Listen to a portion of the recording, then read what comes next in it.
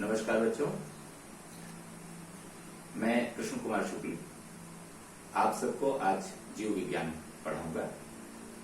आप सभी जानते हैं हमारे कक्षा 10 के पाठ्यक्रम में जीव विज्ञान के अंतर्गत जैव प्रक्रम ये हमारा पहला अध्याय है।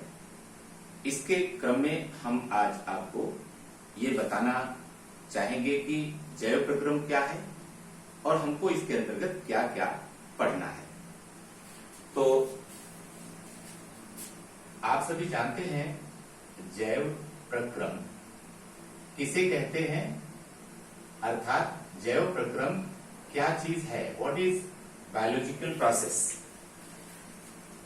वे समस्त क्रियाएं जो जीव को जीवित रहने के लिए आवश्यक होती हैं, जैसे पोषण, श्वसन, उत्सर्जन, परिसंचरण, ये सारी क्रियाएं जीव को जीवित रखने के लिए आवश्यक होती हैं और इन्हीं सबको हम सम्मिलित रूप से जैव प्रक्रम कहते हैं। अर्थात हम इसके अंतर्गत क्या क्या पढ़ेंगे।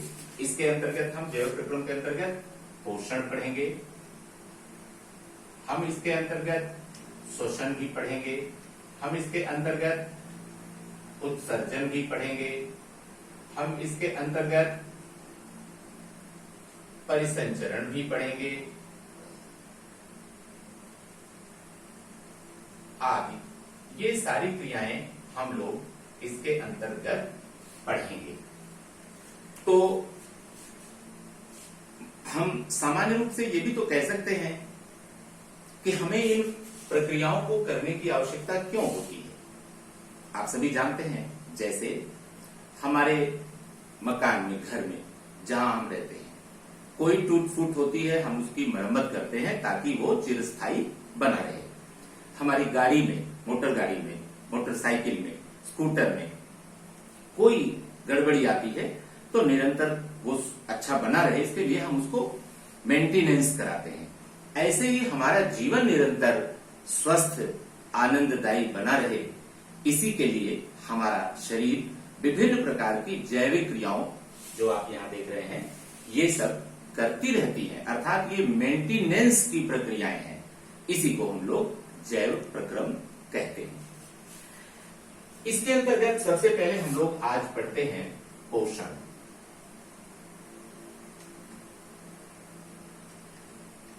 आप सभी के समझ में आ गया होगा, पोषण ही हमारे शरीर के मेंटेनेंस का एक उपाय है, एक प्रक्रिया है, प्रक्रम है। पोषण कहते किसको है और पोषण में होता क्या है।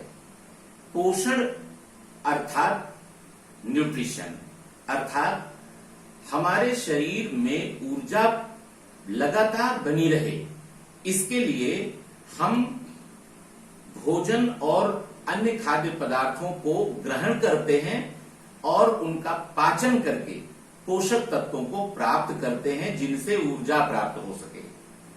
तो यही क्रिया पोषण की क्रिया कहलाती है। अर्थात एक लाइन में अगर कहेंगे तो हम लोग ये बहुत आसानी से कह सकते हैं कि भोजन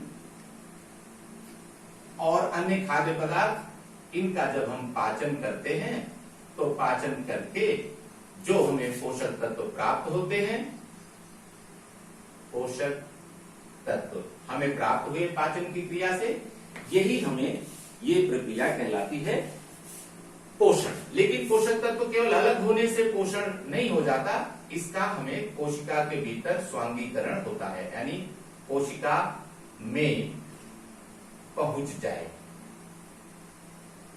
ये कोशिका के अंदर पहुंचने तक की क्रिया, पहुंचने तक की क्रिया, ये कहलाती है पोषण।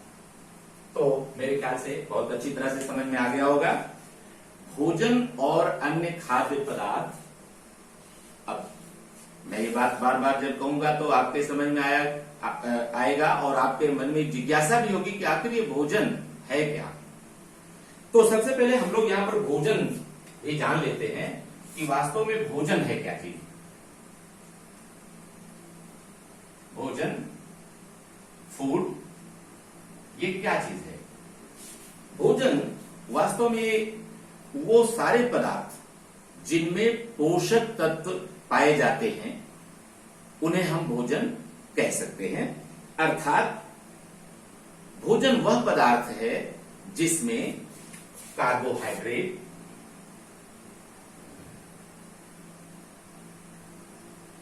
इसमें वसा,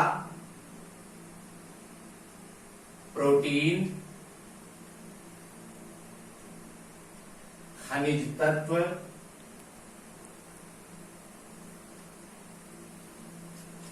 और जल,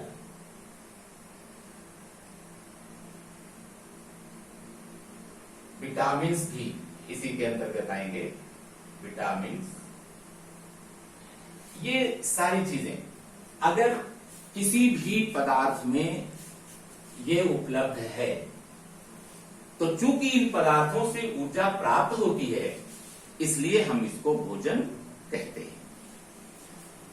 अब सवाल उठता है कि क्या सारा भोजन सबके लिए एक समान आवश्यक होता है? शायद आपकी तरफ से उत्तर आ रहा है, एक बच्चा उधर कह रहा है कि नहीं।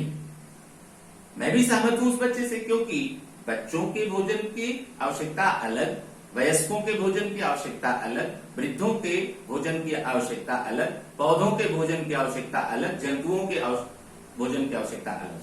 तो उसी आधार पर हम भोजन को संतुलित या असंतुलित दो श्रेणी में बांट सकते हैं। तो संतुलित आहार किसे कहेंगे हम? संतुलित आहार,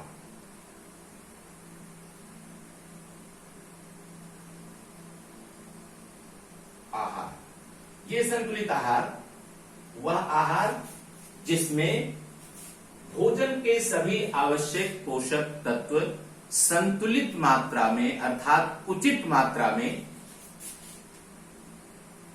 सभी पोषक तत्व यानी अवयव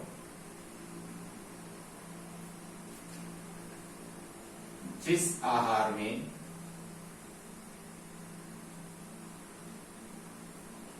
संतुलित मात्रा में होते हैं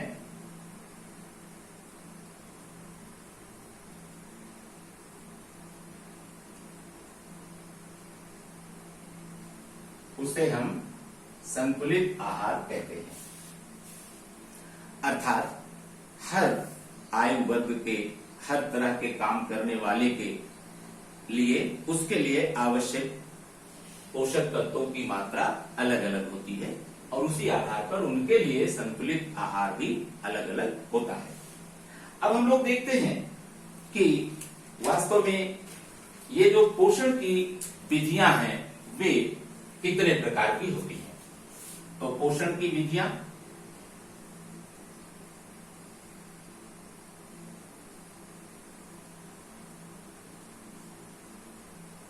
देखिए पोषण वास्तव में दो प्रकार से होता है। एक है स्वयं पोषी पोषण, स्वयं पोषी पोषण, और दूसरा है परपोषी पोषण।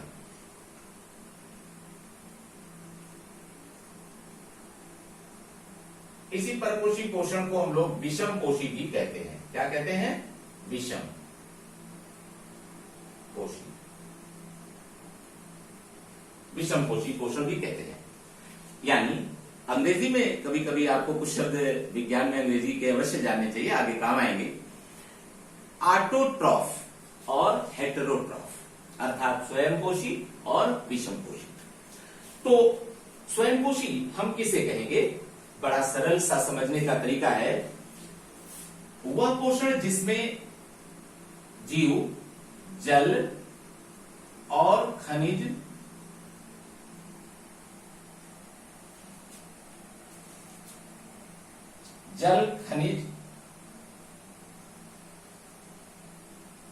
तत्व या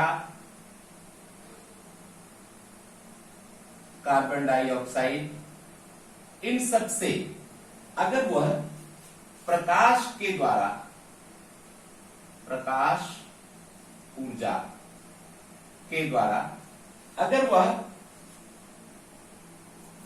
कार्बोहाइड्रेट बनाता है, कार्बोहाइड्रेट इसका निर्माण कर ले रहा है अगर, तो हम लोग इस तरह के पोषण को क्या कहेंगे? स्वपोषी पोषण। इसको क्या कहेंगे हम?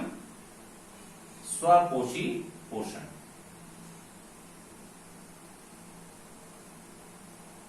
ये प्रक्रिया कहलाएगी स्वपोषी पोषण। और अगर मान लीजिए जटिल पदार्थ जैसे कार्बोहाइड्रेट, जैसे वसा, जैसे प्रोटीन, ये सब क्या है? जटिल कार्बनिक पदार्थ हैं। अगर इनके द्वारा इनको विघटित करके, अगर इनको जैव प्रेरक यानी एंजाइम, एंजाइमों की सहायता से अगर इसको सरल तत्वों में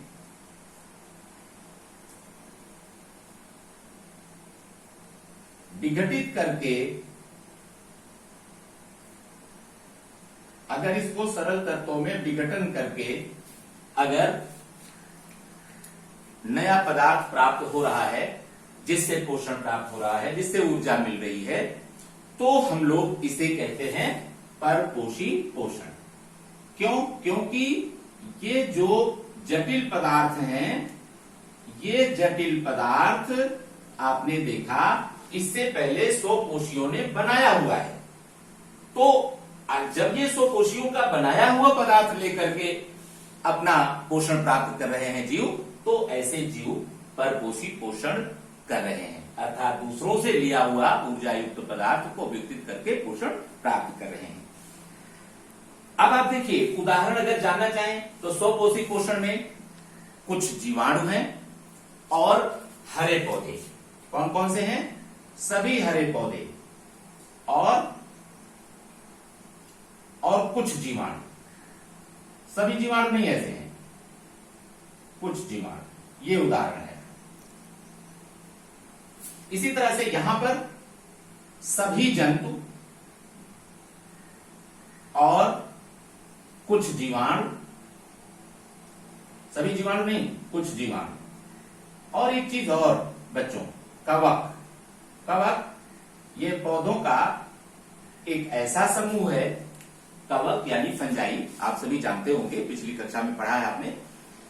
ऐसे पौधे जिनमें क्लोरोफिल नहीं पाया जाता है और उनकी शरीर संरचना में भी थोड़ा अंतर होता है हरे पौधों से, ये भी परपोषी पोषण करते हैं, अर्थात विघटित करके जटिल पदार्थों को ये अपना पोषण प्राप्त करते हैं। तो अब मैं समझता हूं कि आज हम इसको यहीं पर समाप्त करते हैं। कल फिर आपसे इसके आगे चर्चा करेंगे कि स्वपोषी पोषण किस प्रकार से होता है और ये कितने प्रकार का होता है, परपोषी पोषण कैसे कैसे होते हैं, ये कल हम चर्चा करेंगे। Thank you so much.